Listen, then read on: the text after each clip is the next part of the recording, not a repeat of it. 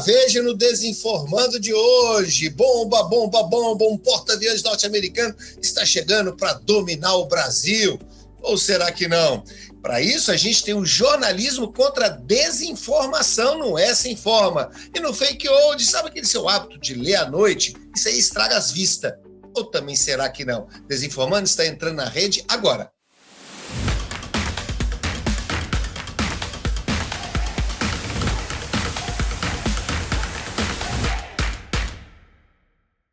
Olá, seja muito bem-vindo, eu sou o professor Cláudio Magalhães, do meu lado sempre presente e informado, Diego de Deus, grande pesquisador da desinformação, doutorando, jornalista, tudo para você ficar bem informado contra esse grande mal do século que é a desinformação. Aproveita daí da sua curtida, indique o nosso videocast, nossa literacia mediática para as pessoas, para os seus alunos, para os seus amigos, para as crianças, para todo mundo, porque é importante estarmos todos bem ali embasados contra a desinformação. E coloque também a sua opinião, participe. Nosso canal da Democracia da Desinformação. Veja os episódios anteriores também, porque tá tudo ali legal, dá para você fazer uma maratonada ali, ficar sempre por dentro do que está rolando nesse campo tão pantanoso da desinformação. Sem perder tempo, vamos para a Ruim da Semana.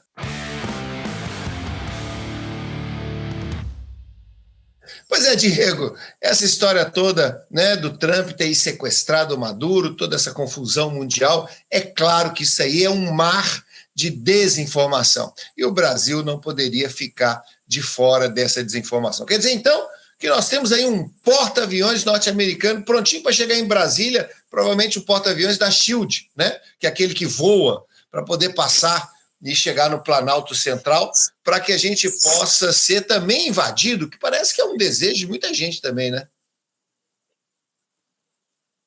Pois é, professor, uma ótima semana para você e para todos que nos acompanham. Por mais absurdo que possa parecer esse desejo, ou até mesmo essa informação, porque como nós, inclusive, já esclarecemos no Desinformando da última semana, a invasão dos Estados Unidos à Venezuela está muito mais objetivada a outros interesses, para além do simples fato de o governo da Venezuela não ser um governo de direita, né, como seria no caso dos Estados Unidos, e que, portanto, o Brasil, por também não ser um atual governo de direita, mas também não é um governo de extrema esquerda, como muitas pessoas aí afirmam, seria o próximo alvo, portanto, das operações dos Estados Unidos, principalmente no que se refere à prisão do Lula ou também à prisão do ministro Alexandre de Moraes.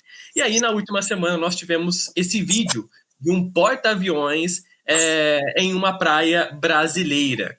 E vamos lembrar, né? Toda a operação na Venezuela começou quando navios da Marinha dos Estados Unidos começaram a ser vistos ali, principalmente no Mar do Caribe, e que, portanto, já que esses navios que foram vistos próximos à Venezuela naturalmente resultaram na invasão dos Estados Unidos à Venezuela, um porta-aviões dos Estados Unidos no Brasil vai resultar também numa esperada invasão dos Estados Unidos no Brasil. Mas é uma informação falsa, professor. É uma informação que a gente costuma dizer descontextualizada. Isso porque trata-se de um vídeo que foi publicado e gravado em 2024, quando, de fato, a Marinha dos Estados Unidos estava fazendo um treinamento militar em conjunto com a Marinha brasileira. Esse aqui é um trecho do vídeo, né, um takezinho do vídeo, só para a gente poder entender. Tem a etiquetinha de enganoso por parte do UOL Confere, que é a editoria de verificação de fatos, né, do site UOL, e aqui na reportagem tem toda essa contextualização, né? Uma simples busca reversa por imagem no Google já apareceu aí outras, pelo menos 3 reportagens citadas aqui na matéria, do Globo, do Estadão e também na Band, que mostraram esse treinamento militar que de fato aconteceu há quase 2 anos. Mas é isso, né? É um tipo de conteúdo mais fácil de ser gerado do que o próprio uso da inteligência artificial, que muitas vezes a gente vê aqui, porque na IA você precisa ter um prompt bem elaborado para estruturar um vídeo ou uma imagem que seja minimamente convincente. Nesse caso, não. Nesse caso, você já pega uma informação pronta, uma informação verdadeira, coloca ela num outro contexto, essa informação passa a ganhar um novo significado, e para isso basta ter uma historinha bem contada para ser minimamente convincente ao ponto de fazer com que as pessoas acreditem nessa informação, né? Então, mais um caso aí que a gente traz no Desinformando. Basta ter imaginação e má intenção que pronto, as coisas acontecem, né? Bom, mas você mostrou aí pelo Confere e outras agências que você está sempre trazendo que a questão da desinformação tem uma boa solução. Solta o S Informa.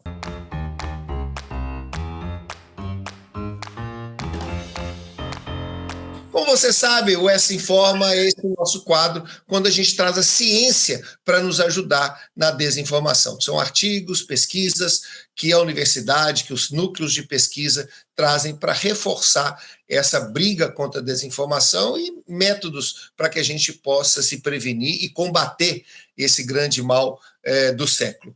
Pois é, e a gente tem visto durante as semanas passadas sobre a questão do Banco Master, grandes questões que têm sido trazidas para a população sobre esse complexo sistema que tem ali entre corrupção, de favoritismo, lobismo, que está envolvendo todos os setores da República, né? E aí dos tribunais, todos os tribunais, também o legislativo, executivo, ou seja, é um grande angu com muito caroço. Mas um destaque que tem acontecido é que quem tenha denunciado isso, quem tem aparecido isso, é o jornalismo. O jornalismo feito por jornalistas investigativos, algo que a gente parecia que estava sendo abandonado há um tempo atrás, né? E aí a gente percebe que se o grande jornalismo hoje ainda é muito leniente com a desinformação, você começa a ter talvez um novo surgimento daqueles jornalismos individuais, aqueles jornalistas que efetivamente começam a questionar aí atrás da informação, mesmo que isso demore um tempo para isso acontecer.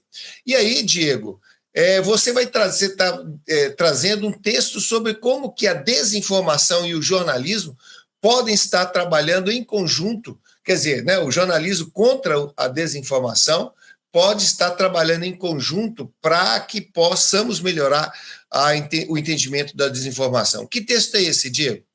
Isso mesmo, professor, um texto recente, publicado agora no final de 2025, que justamente explora essa relação combativa, né, do trabalho jornalístico no enfrentamento à desinformação. Esse texto da Aline Cristina Camargo, da Unesp Bauru, cujo título é O Papel do Jornalismo na Restauração da Confiança Pública, Estratégias para Combater a Desinformação no Ambiente Digital. É um artigo de revisão bibliográfica, mas que traz, portanto, vários tipos de reflexões para a gente entender esse tipo de relação. No primeiro momento, a autora ela parte de 4 grandes pilares para entender como que o jornalismo se relaciona com a desinformação. Ela vai tratar da produção jornalística, da verificação de fatos, que a gente traz muito aqui, principalmente na Ruim da Semana, né? A educação e a prevenção, que o jornalismo também poderia desempenhar esse tipo, né, de papel, e tecnologia e regulação, que estaria muito mais num campo legislativo, da criação de leis e assim por diante. Mas o foco da autora, principalmente na análise dos resultados, parte da produção jornalística, porque, conforme, né, os resultados que ela encontrou, seria aquele mais eficiente, que teria o maior alcance social para combater a desinformação. Ela, inclusive, estabelece esse quadro para poder ilustrar de maneira bastante clara o que ela está querendo dizer com produção jornalística, e dentro desse eixo temático, né, como ela trata, ela estabelece aí 4 sub-eixos, por assim dizer, de que o jornalismo poderia dar conta da desinformação, pelo menos conter seus efeitos práticos, que seria a prática de jornalismo local, tratando de temas de interesse da comunidade, porque a gente sempre fala isso, né, a desinformação ela é sempre localizada, portanto, se fala sobre determinado assunto em determinado lugar, a chance de há desinformação sobre esse mesmo assunto e naquele mesmo lugar são muito grandes. Jornalismo de solução, não, e que eu acho muito interessante, foca não apenas os problemas, mas as respostas a eles, promovendo engajamento qualificado, que estaria muito... Normal, né? Não é só essa conversa fiada que a gente tinha no curso, que a notícia é o homem mordendo o rabo do cachorro. Claro que notícia não é só isso, né? Você tem que também oferecer as soluções, as indicações, os horizontes, as esperanças. Exatamente. No metajornalismo, a gente teria uma relação bastante próxima da produção jornalística com o público, principalmente em ações de transparência. Seria um jornalismo que cobre o próprio jornalismo, né? Mostrando os bastidores, como que uma notícia é apurada, quais são os cuidados por trás da produção de uma notícia. E os influenciadores de notícias, os news influencers, como ela fala, que seriam influenciadores que exercem sim um papel de autoridade, principalmente no ambiente digital hoje em dia, que poderiam servir também como esses porta-vozes, não somente da prática jornalística, mas também de combate à desinformação. Eu quero falar um pouquinho mais disso no quadro Pré-Verdades, mas é daqui a pouco, depois do nosso Fake Out.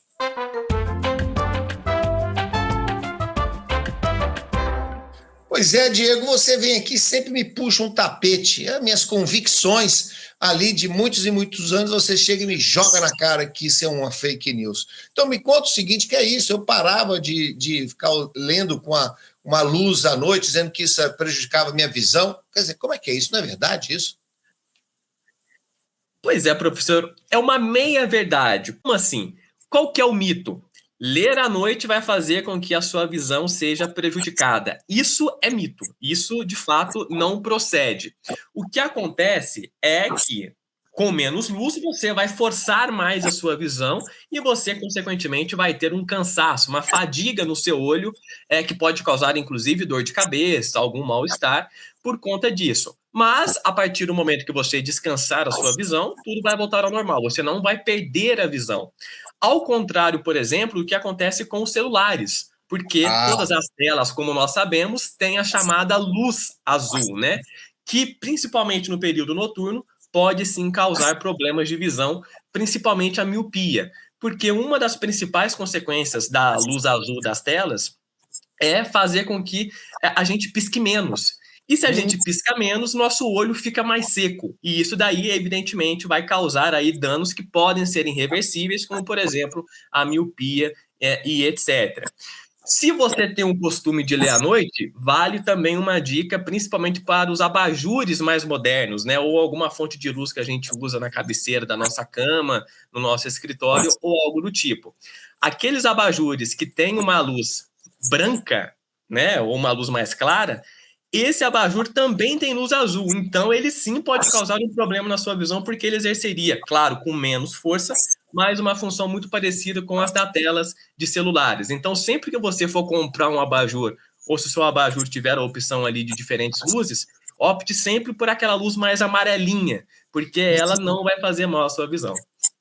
Bacana, grande dica. E você tem mais dica aí para nós. Solta aí o Pré-Verdades.